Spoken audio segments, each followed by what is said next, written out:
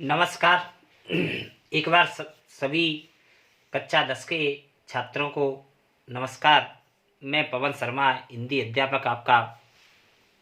आपके लिए जो पहला पाठ था माता कहाँ चल, वो मैंने आपका संपूर्ण करा दिया।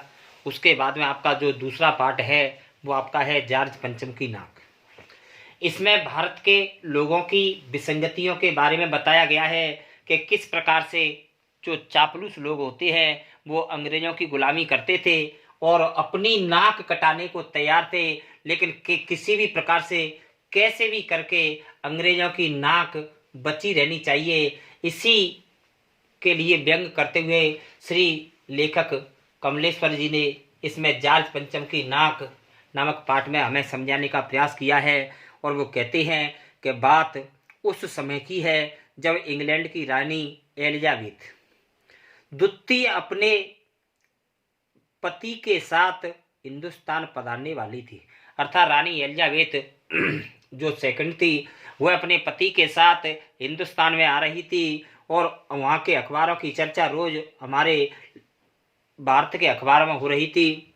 रोज लंदन के अखबारों की खबरें आ रही थी। शाही दौरे के लिए कैसी कैसी तैयारियां हो रही थी।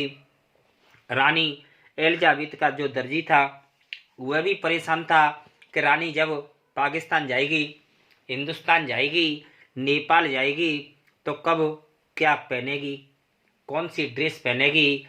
अतः यह विसंगति उस समय की बताई जा रही थी। उनका सेक्रेटरी और जासूस भी पहले भी इस हिमालय का तूफानी दौरा करने वाला था। अर्थात जब भी कोई राजनीति आता है तो उसकी सुरक्षा के लिए अनेक प्रकार की इंतजाम किए जाते हैं। ऐसी जब रानी हिंदुस्तान में आने वाली थी, अतः रानी के इंतजाम के लिए अनेक प्रकार की बातें होने वाली थी। अतः उनके जो सेक्रेटरी थे, जो जासूस थे, वो पहले ही भारत में आए और दौरा करके वे रानी की सुरक्षा के बारे में जानकारी ले रहे थे। आखिर कोई मजाक तो था नहीं, क्योंकि जमाना नया था। फोटो फाटे के साथ निकलने के दिन बीत चुके थे, इसलिए फोटोग्राफरों की फौज तैयार हो रही थी। इंग्लैंड के अखबारों की कर्तनें हिंदुस्तानी अखबारों के में दूसरे दिन चिपकी नजर आती थी, क्योंकि भारत अंग्रेजों का गुलाम था। अतः जो बातें इंग्लैंड में हुआ करती थी वे बातें भारत में होने लगीं। अर्थात जो आज जो खबरें इंग्लैंड में छपती थी, कल वही खबरें हमारे भारत देश की खबरें बन जाती थी। और उसमें बताया गया कि रानी ने एक हल्के नीले रंग का सूट बनवाया है, जिसका रेशमी कपड़ा हिंदुस्तान से मंगाया है। करीब 400 पाउंड खर्चा उस सूट पर आता है। रानी एलिजाबेथ की जन्मपत्री भी छपी, प्रिंस फिलिप के कारनामे छपे, और तो और रानी के नौकरों, बावर्चियों माने खाना परोसने वाले, खानसामों खाना बनाने वाले, अंगरक्षकों की पूरी जीवनियाँ छपी। महलों में रहने वाले कुत्तों तक की तस्वीरें छप जाती हैं। अब यहाँ पर कवि व्यंग करना चाहता है कि जो वर्तमान में जो संवाददाता होता है, जो अखबार वाले होते हैं, वो नमक मिर्च मिला करके ऐसी खबरों को ज़्यादा, चटकारे वाली खबरों को ज़्यादा पसंद करते हैं जिनसे उन्हें फायदा होता है। जैसे पिछली साल आपने देखा होगा, जब जो नायक था वह नायक जब मरा तो कम से कम 2 महीने तक सुशांत सुशांत सुशांत, दूसरा कोई समाचार ही नहीं था।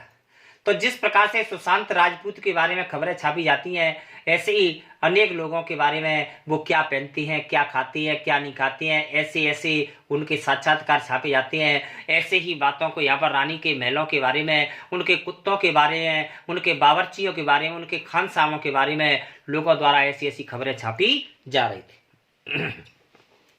बड़ी धूम थी, बड़ा शोर शराबा था। शंख इंग्लैंड में बज रहा था, लेकिन गूंज हिंदुस्तान में आ रही थी। अर्थात कहने का मतलब यह है कि जो शंख था, जो आवाज़ थी, वह हिंदुस्तान में बज रहा था और उसकी आवाज़ हिंदुस्तान में आ रही थी, शंख इंग्लैंड में बज रहा था।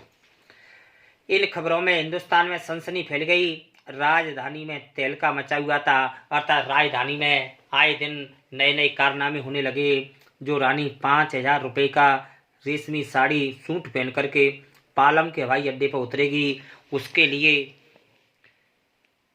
कुछ न कुछ तो अवश्य होना चाहिए। कुछ क्या बहुत कुछ होना चाहिए।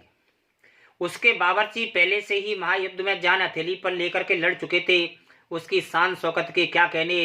वे वही रानी दिल्ली आ रही थी। नई दिल्ली ने जब अपनी ओर देखा तो बेकास्ता माने स्वाभाविक मुंह से निकल गया कि आप आए हमारे घर, खुदा की रहमत माने।